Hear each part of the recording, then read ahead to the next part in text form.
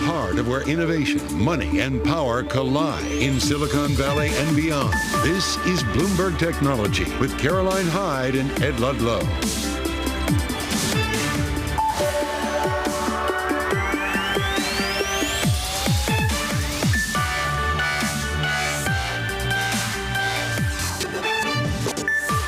I'm Caroline Hyde at Bloomberg's World Headquarters in New York. And I'm Ed Ludlow. This is Bloomberg Technology. Coming up, we'll kick off our earnings coverage with a breakdown of Disney's results as the Mouse House beats expectations. But is it enough to fend off the activist investor? Plus, the earnings coverage continues as we sit down for interviews with the CEOs of Lyft, Arm and Affirm, and Airbnb has some AI news.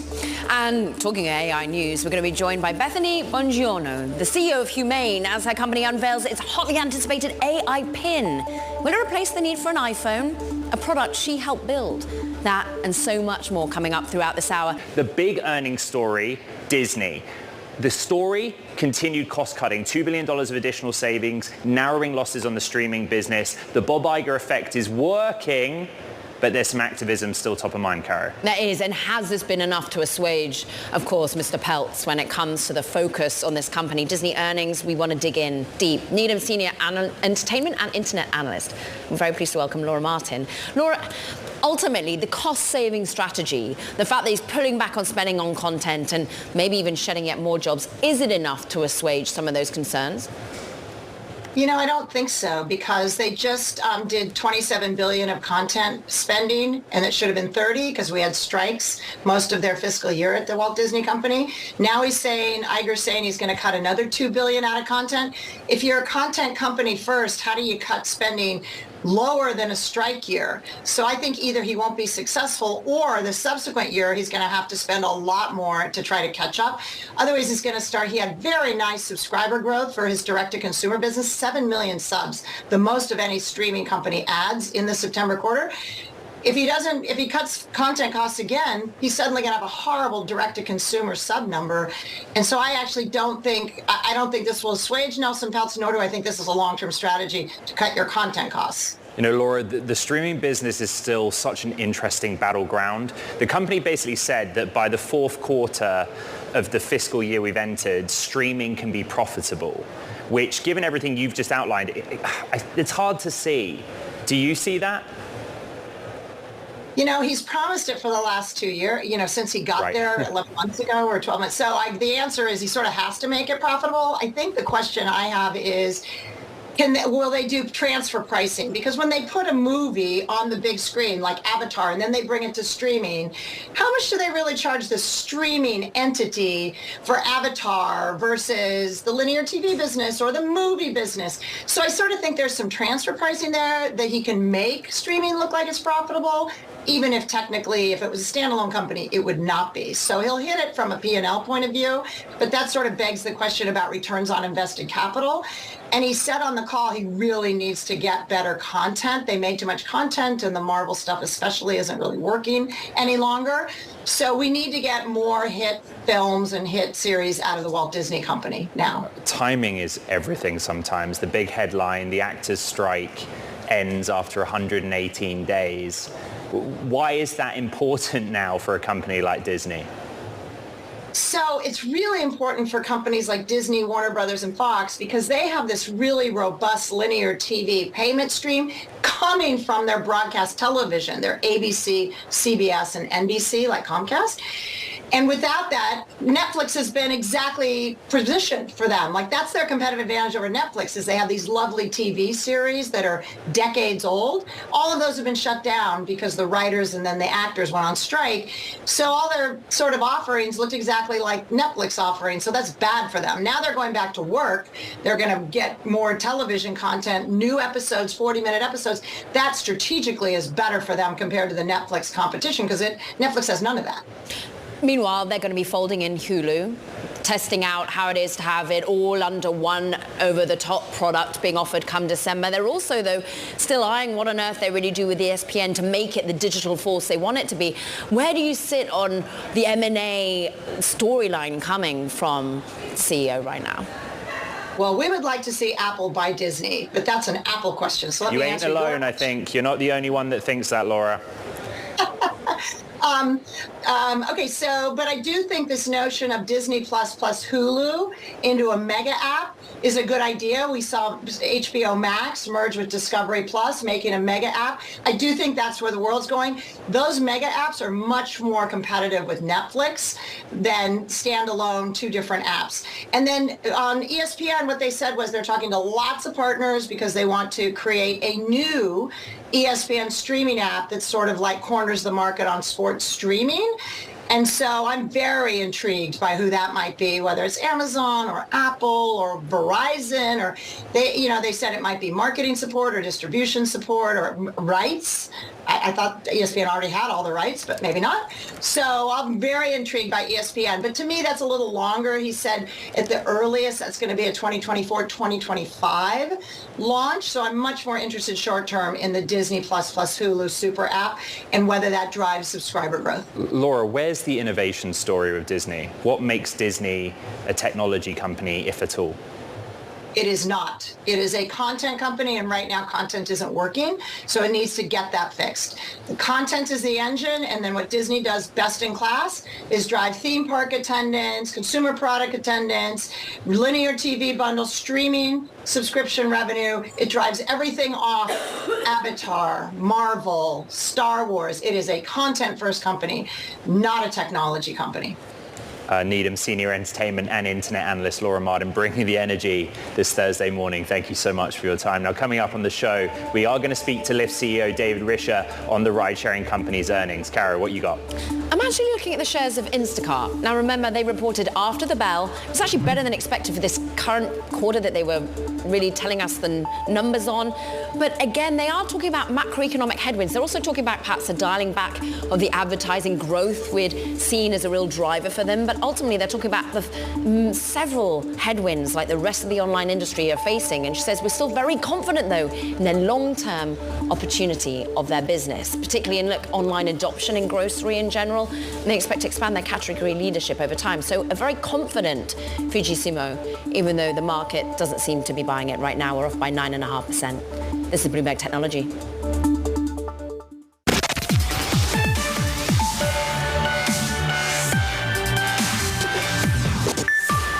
Let's just check in on the shares of Lyft. A bit of volatility today, actually. Having been in the red, they're managing to push into the green as the ride-sharing company reported third quarter revenue that actually did beat analyst estimates. But look, it's the outlook once again that people are a little bit cautious around. It seemed to be a little tepid in terms of the sales outlook for the holiday period. We're pleased to welcome to the show now Lyft CEO David Risher. Great to have you here. And David, just spell out whether or not some of the growth that you saw, particularly Halloween being a bit of a blowout, if you can continue that and why not at the same sort of pace going into the final quarter. Hey, Carolyn, it's good to see you. I actually think it's going to accelerate. And, you never really know, but I can tell you for the couple of weeks leading up to Halloween this year, we actually saw record bookings in our company's history.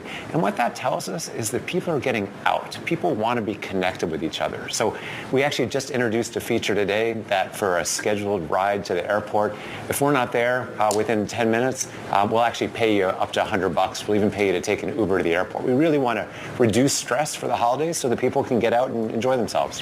$100 if you don't get your car on time. Even if you then take a taxi or an Uber, I mean, how much can you really pay on incentives to make sure that people become addicted to your product rather than the key competition? Well, I mean, the truth is we don't want to pay a dime, right? Because we want to have a reliable product. And we do. We focus so much energy on making sure that if you try to get a scheduled ride to the airport, it's going to show up a couple minutes early. It's going to wait for you.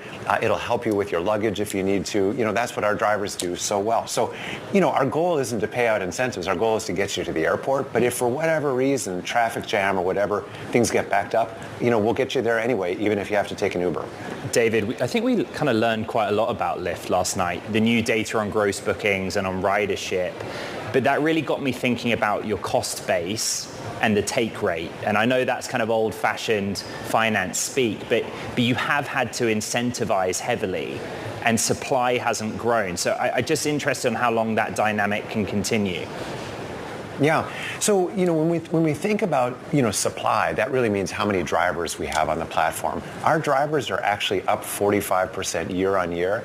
And the truth is, it's actually not been a very expensive proposition for us. The incentives that you're referring to were really important during COVID. Of course, people really didn't want to drive during COVID. But now we actually find so many drivers are coming back because it's a flexible job. They can do on their own terms. They can drive when they want to, and then they can stop anytime they want to. So, it hasn't actually been a big problem for us, and something that we think over time is going to be, even easier to do is attract more drivers. So for 2024 calendar year, what's your kind of reset goal for your company? You're a relatively new CEO, you've galvanized the workforce. I hear from a lot of sources that there is a good energy within the company, but you kind of have a lot of work still to do. Customer obsession. Customer obsession is what drives profitable growth. That's our whole thesis. And the better we can focus on our riders, the better we can focus on our drivers, the more we'll grow. And we've seen this with, for example, Women Plus Connect, which we just launched in September, that allows women drivers and riders to request a ride with each other.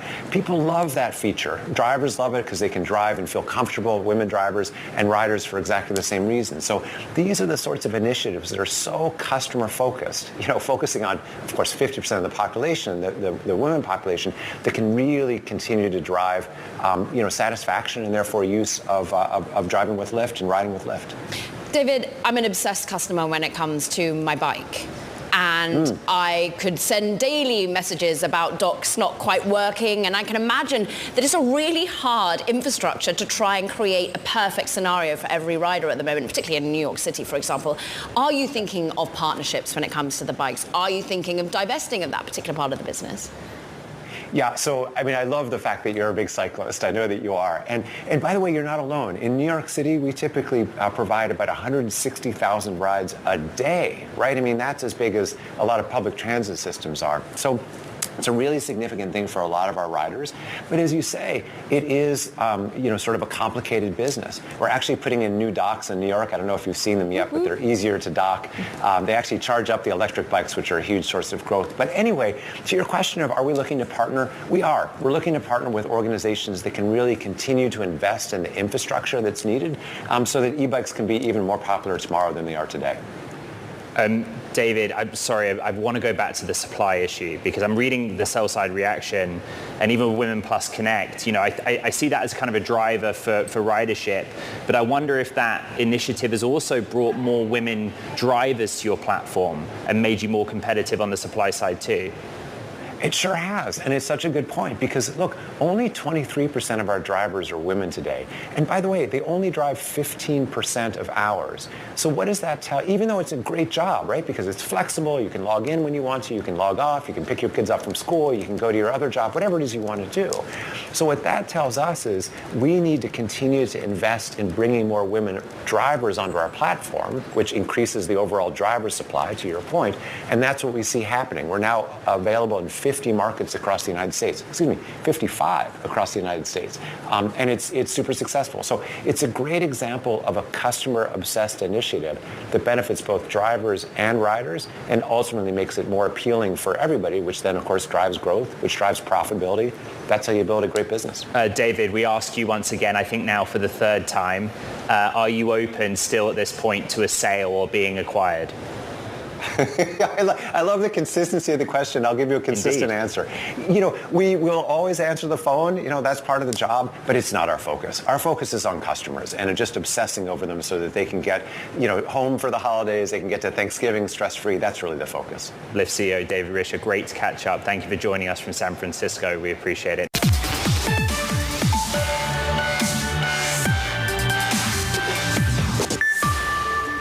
Affirm shares absolutely surging today after the Buy Now, Pay Later company posted fiscal first quarter revenue and forecasts that topped estimates. Joining us now is Affirm CEO Max Levchin, and look who's here, our own Sonali Basak. Take it away.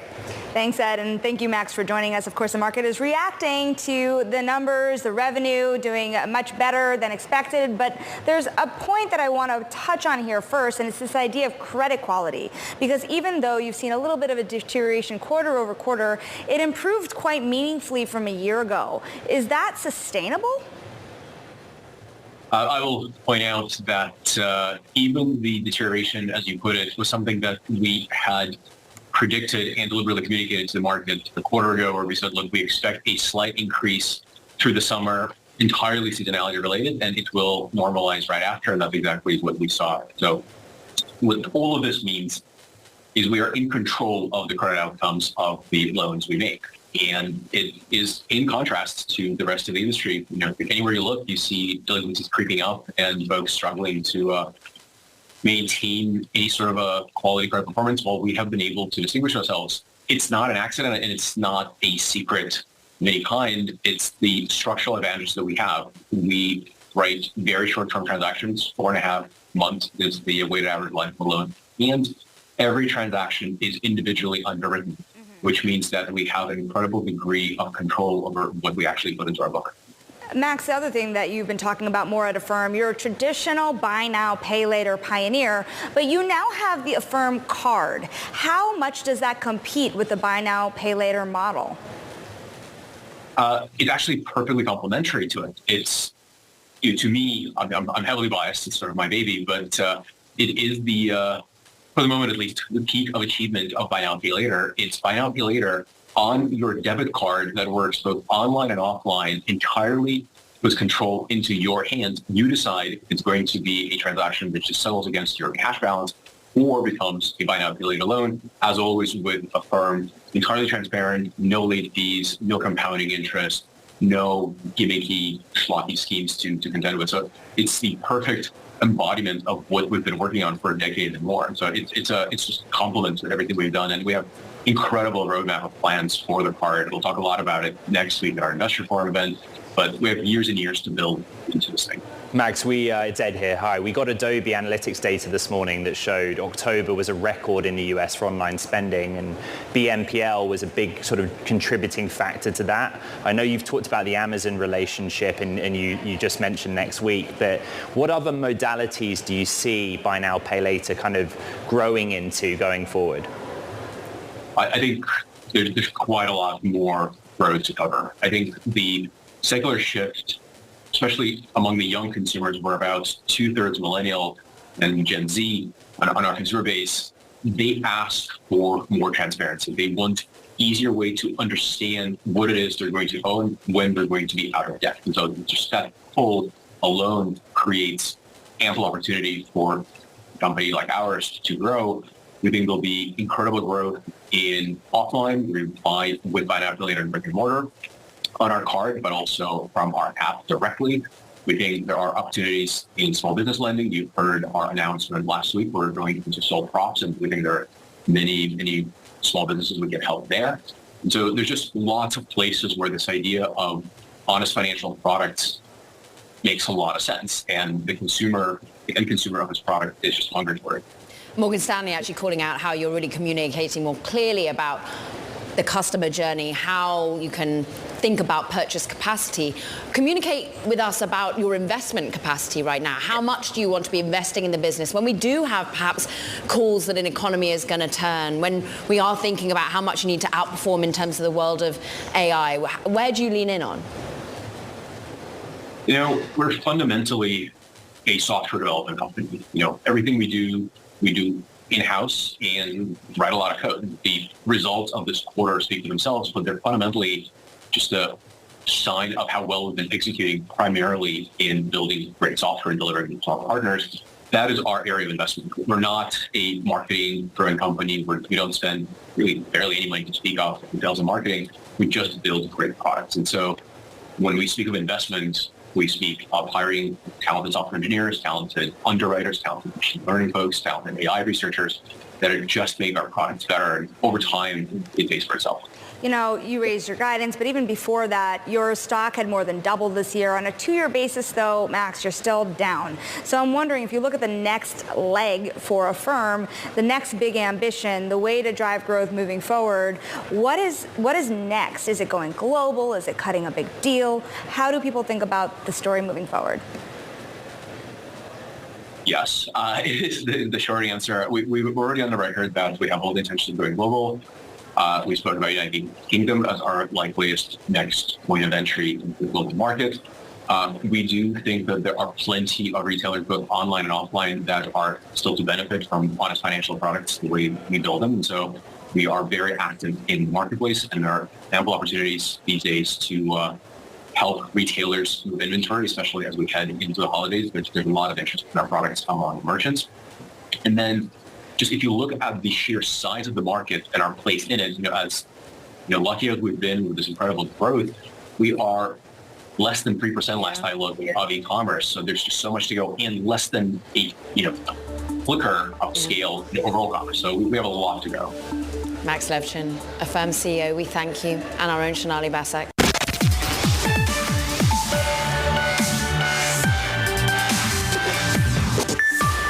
Welcome back to Bloomberg Technology. I'm Ed Ludlow. And I'm Caroline Hyde, and I've got a quick market check for you because, look, we are on such a winning streak. When you look at the NASDAQ, we're actually up for, 10 straight days, longest since November 2021.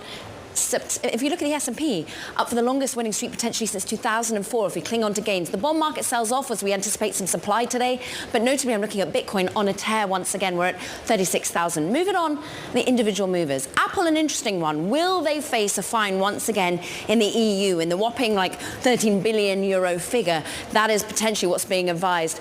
We're also looking at what's happening with the world of Airbnb because some product finesses, announcements coming after, of course, earnings previously. We're up just about 0.1%. 117 is currently where we trade, but we're going to get really the intricacies of ultimately what's going on with this business, how they're looking to improve and continue the consumer. And Ed, you've got so much more on that.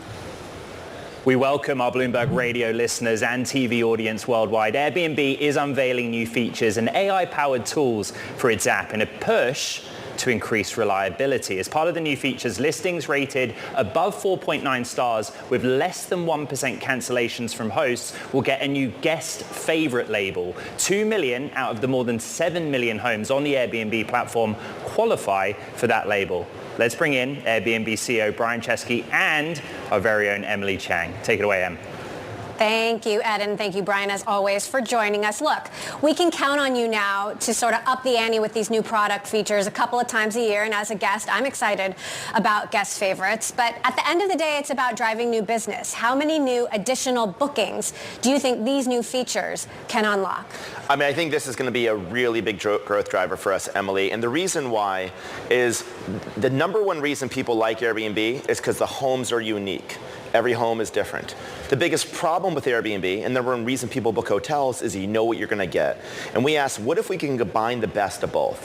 What if you can have the uniqueness of Airbnb with the reliability you expect from a hotel? And that's what guest favorites are. But it's not our word. It's our guest's word. Because we took 370 million reviews and millions of customer service contacts, and we created this collection of 2 million homes. I think this is going to bring a whole new audience to Airbnb. There was a lot of focus on your outlook last week when you reported results. You talked about macroeconomic trends. You said there's volatility. You said bookings could moderate and that you're already seeing signs from that in this quarter. Can you tell us a little more about this volatility? Where is it coming from? How dramatic is it? And how big is the impact going to be? Well, mostly what we were doing is we were just a few weeks into the quarter and we were seeing a lot of geopolitical uncertainty, so we just wanted to be cautious. At the same time, we feel like our business is extremely resilient. We've done $4.2 billion in free cash flow this year, trailing 12 months. That is a 44% free cash flow margin. Our revenue grew at 18% year over year. So we're feeling really good at this very moment. We just wanted to exercise a little bit of caution, just given what was happening in the world. So you've said Airbnb is now ready to expand beyond its core. Can you give us a tease? Where is that next level of growth and monetization going to come from? I think it's a few areas. Let me first say, I think we've only scratched the surface of how big our core business of booking homes around the world could be. Next is international. We're in 220 countries and regions around the world, one of the most global internet companies. And yet a lot of our business is still concentrated in the United States and a few other English-speaking countries. So whether it's Germany, Korea, Japan, Brazil, or many other countries, these are huge markets that we can grow. And that's going to create a huge amount of growth. And by the way, if there's ever a company that would be able to expand internationally, it would be a global travel network. And then beyond that, I think Airbnb can do much more than offer homes for people to book on a nightly basis. And I hope to be back on your show soon to be able to tell you about some of those things. To our Bloomberg radio and TV audience worldwide, we are speaking to Airbnb CEO Brian Chesky. Em mentioned it at the beginning, these kind of regular annual updates. And I know you yourself are actually pretty hands-on product-wise. But it's all done internally. And I think about the investments that you've had to make to do the AI integration into this latest tool. Where are you spending? Is it just purely on talent? Where am I spending my time or our money or both? Time and money. Time is money. I am spending most of my time on the product. What I've spent most of my time in the last 2 years, let me back up. Travel is one of the most aspirational things in the world, right? If you ask people, all the money in the world, what'd you do? They say they travel. And yet the way a lot of travel companies are run, they're run by just looking at the financials and look at the metrics. And we do that. But there's something deeper. You have to create an amazing experience for guests and hosts. And so what I've done is I've been listening over the last couple of years, and we made 350 major features and upgrades based on what the community's told us. We said that yesterday was a turning point, that when we could have a major answer for reliability, the number one reason people book hotels, now we have permission to do new things. Because people don't want new things from you unless they love the thing you do. I think people are going to love guest favorites. And I think we're going to be ready for us to see new things. And that's what I'm spending my time on. My time is spent on innovation and what's next for Airbnb. And perhaps sometimes having to go and talk to regulators. And I think of some of the reasons people are buying hotels in New York is because there's less Airbnb supply. Yes. You called it basically a de facto ban here Yes. in New York. How is that going? What are you doing to try and push back? Well, it means the way it's going is that hotels are now up 8% year over year from a cost perspective. If you have me on here next year, I'm going to make a prediction. Hotels will be more expensive. I'm not sure if housing will be down. So New York, I think, is turning into at least a cautionary tale. I'm disappointed how it could go. But you know what? Other cities have chosen a different approach. We're 100,000 cities. In our top 200 markets, 80% of them have sensible regulation on the books. So we found a sensible solution. And whether it's London or Paris. In Paris, 500,000 people are going to stay in Airbnbs for the Olympics. So I want cities to know that we want to be part of the solution, not part of the problem, and we're willing to compromise and come to the table and find ways to make the cities work, and I think a lot of other cities have found that path. Brian, obviously what's going on in New York has been pretty dramatic. People are calling this the Airbnb apocalypse, and there are a lot of concerns that other cities could follow on, even if they do have smart regulation. Now, I'm sort of curious on top of that, what are the travel trends that you're seeing post-pandemic? Are people wanting to say, I'm tired, I just want a staycation? And, what changes are you seeing in travel trends for the folks who are going out? So 2 things. Just on the first part of the question, we do not think New York is a trend. We think New York's late to the party, not early. I mean, again, we've worked with cities around the world. We now collect $9 billion of hotel tax, and I think that cities are not looking to New York. On the travel trends, it's really interesting, Emily. Before the pandemic, 80% of our business was people either crossing a border or going into a city. The pandemic, that was shut off. So what were people doing? They were getting a car, and they were staying in big homes, larger homes with their friends, their family, typically in less urban areas. So what's happening now? What's interesting is the old Airbnb is back, the old ways of traveling are back, but the new ways of traveling are here to stay. And there's 2 reasons why. Number one, even though some people are going back to the office more often, there's a lot of flexibility. You can now do more work from an extended weekend. I'll make a prediction. Next week for Thanksgiving or the week after for Thanksgiving, a lot of people aren't taking 3 or 5 day weeks. They're taking 7-day weeks. They're going to work remotely Monday or Tuesday. So they're going to start taking those longer trips. So it's actually a very resilient business, and I think that more people are going to travel because it's what was taken away from the pandemic, and I think it's how they want to spend time with people. I want that 7-day week, Brian. Last quick question. We've only got 30 seconds left. Affordability. You're bringing down cleaning fees. Prices have come down a bit, but do they need to come down more? And can you do that without alienating hosts? Yeah, I think our secret sauce is finding this magic balance to make sure that on the one hand, the offering is affordable for guests. On the other hand, hosts are still making great money putting on Airbnb. We don't price anything. So what we're doing is we're just trying to provide transparency and tools and guidelines. Here's the good news. In the United States, prices are 3% down on Airbnb year over year. Yet host earnings are at record highs, while hotels are up 10%. So the trend line's going in the right place, and I think hopefully a year from now, our prices won't be going up nearly as fast as hotels, and if that happens, it means Airbnb is a better value every year than the year before. Something's deflationary. Airbnb CEO Brian Chesky, we thank you so much for your time. Bloomberg's Emily Chang as well. We love having you on. Thank you. Thank you. Coming up, we'll speak with Arm CEO Rene Haas is joining the show on the company's first set of earnings as a public company again. This is Bloomberg Technology. Welcome to our TV and radio audiences worldwide. Chip design firm Arm out with earnings for the first time since it returned as a public company. That was back in September. It beat expectations for revenue and adjusted earnings per share in the second quarter. Shares, as you'll see, under pressure at the moment. This is more about the outlook for the company. Best person to speak to about it, the Arm CEO, Rene Haas. It is great to have some time with you. And look, you're back trading it kind of where you priced on the IPO at the moment. I'm looking at a 51.20 at the moment. Tell us a little bit about the ongoing weakness in the industry when it comes to mobile, because you've been diversifying, but why is that not bearing fruit in the here and the now? Yeah, thank you, Caroline. We had a record revenue quarter, which we are thrilled about. Arm has never done $800 million in a quarter. And we also raised our yearly guidance. So we're very, very confident about the outlook going forward. The stock's a little noisy, I think, based upon timings and things of that nature. But generally speaking, what we're seeing is our royalty business has increased 3 quarters in a row. And what we're hearing from our partners that we're in the trough in terms of the overall inventory and getting better. And our licensing business is really strong. So as a result, great quarter, and we have raised our yearly guidance. Okay, the context there is clear, and I'm interested about perhaps the AI focus that you've been having. There's been licenses for potentially a bit lumpy at the moment when it comes to companies wanting to deploy your technology within their AI offerings. I'm interested in when that becomes big volumes. When does that become more dependable rising royalties, do you think?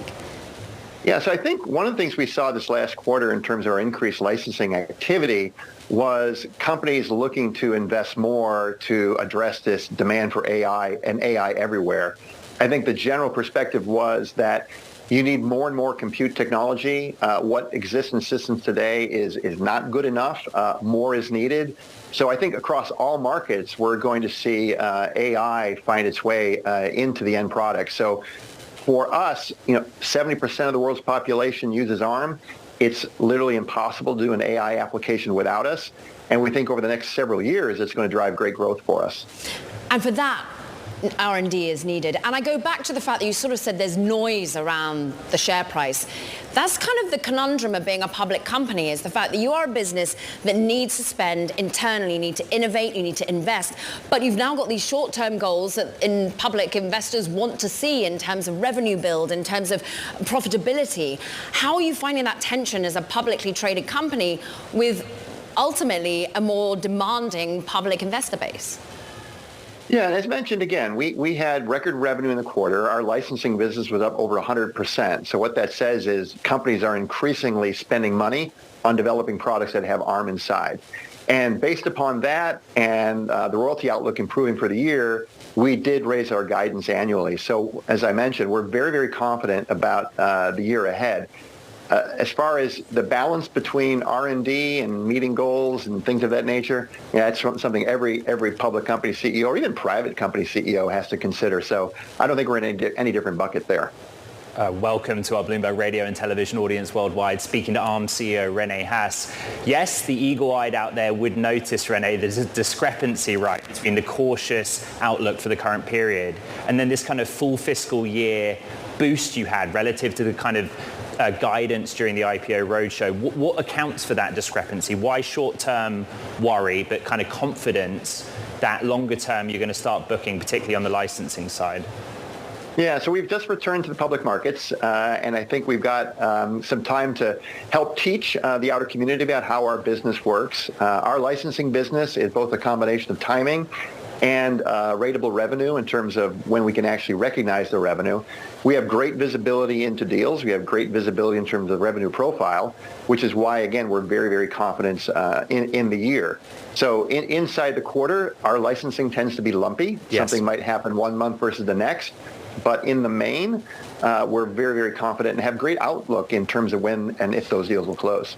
Renee, ARM is still mostly a smartphone story, highly cyclical, low margin market. You made gains in data center and auto. Can you tell us when ARM will stop being mostly a smartphone story? I think I can tell you that today in terms of mostly. We were probably 60% of our revenues prior to the acquisition, maybe more, were tied to smartphones. Today, it's less than half. So we are not mostly a smartphone company anymore. Our royalty revenues in the last quarter were up 20% in cloud and 20% up in automotive. So we have greatly, greatly diversified. And that's really a combination of both a very, very focused strategy to do so and the pull and demand for ARM technology driven by power efficiency. These megawatt data centers cannot afford to add more and more energy. And at the same time, your automobile running off a battery, it's a computer on wheels, needs to be very, very efficient as well. So the trends are in our favor, and we've also made the investment in the specific products. So as a result, we're seeing very, very strong growth across these other businesses. And I think you can say that today, we're not a smartphone company.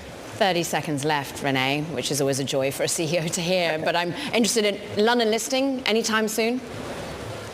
London listing anytime soon. Nothing that I can talk about specifically today. Something we're considering down the road, but nothing specific I can tell you today. ARM CEO Renee Haas, thank you for joining us. Thank you so much.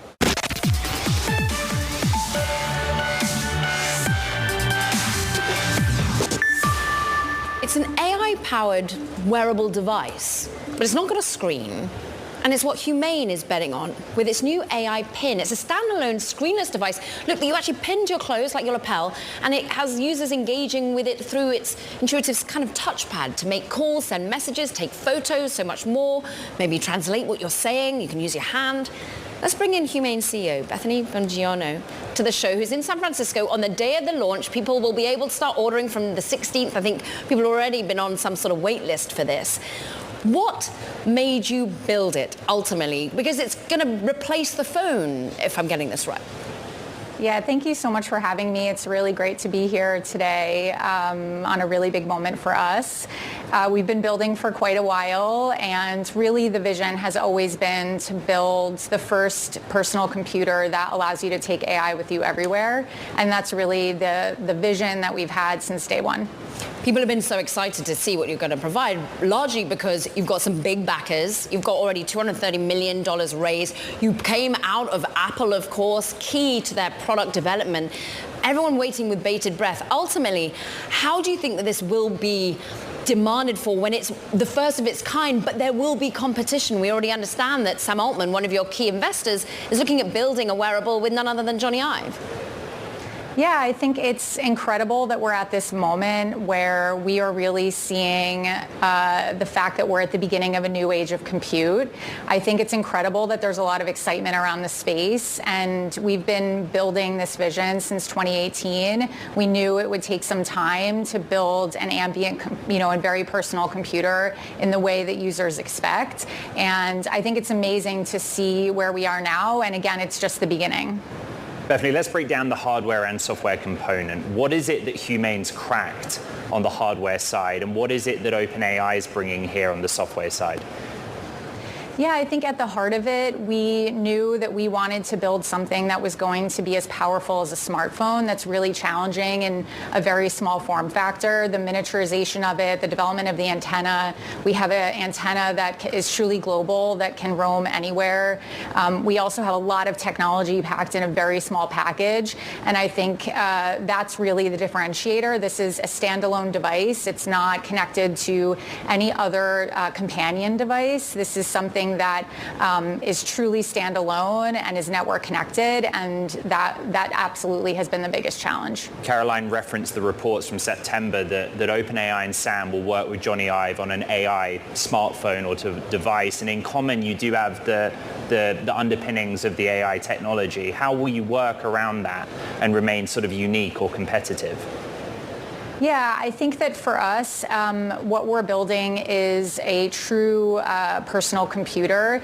We have both our own proprietary AI. We also use models from OpenAI and other models as well, and that will be continuing to grow over time. And I think we're just excited to see more excitement in the space in general. I think that means we're all heading towards a world where ambient compute will be part of our day-to-day life, which is pretty amazing. So we're not suddenly dominated by our screen. Throw it to the side. Who and how did you build a supply chain into this at the moment, Bethany? Where are you managing to get this built? Yeah, it was incredibly challenging, as you can imagine, building a company starting in 2019, building through the pandemic. We have some incredible partners across the globe, really, that have been part of this journey. Humane is a small company, but we have partnered with incredible groups of people around the world that allow us to really have the ability to manufacture in a way that I think hopefully we'll be able to live up to the demand, which we know will be incredible. Bethany, are there plans for lower spec, kind of more affordable models of this for markets like China or other Asian markets? It was always our intent early on to make it as approachable as possible. I think for the amount of technology that you're getting, I think we set a pretty high bar for ourselves in terms of pricing it as at a level that we think is approachable and accessible by as many people as possible. That was something we set from day one in 2018, what we wanted the price point to be, and we worked really hard at that. Of course, there will always be improvements over time in terms of driving down costs, and that will always be something that is important to us. How can we make this as accessible by as many people as possible? Humane CEO Bethany Bongiorno, thank you so much for joining us here on Bloomberg Technology. Absolutely. Thank you for having me. Really appreciate it. Well, that does it from this edition of Bloomberg Technology. Such a massive show to recap. So many CEOs. We have the podcast wherever you get your podcasts. We're on the Bloomberg terminal and also on Apple, Spotify, and iHeart. 4 days into a big New York week. This is Bloomberg Technology.